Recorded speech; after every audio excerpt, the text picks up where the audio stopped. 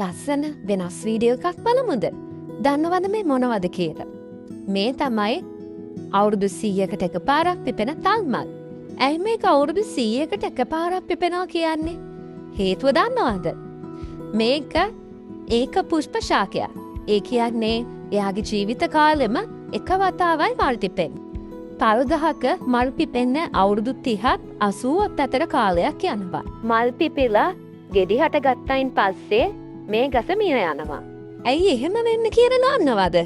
තල් ගසේ මුළු ජීවිත කාලය පුරාවටම ගබඩා කරගත්තු ශක්තිය, පිෂ්ඨය මේ මල් පිපෙන්න සහ ගෙඩි හට ගන්න දාය කරනවා. ඒ නිසා ගසට ජීවත් වෙන්න තව පෝෂණය ඉතුරු වෙන්නේ නැහැ.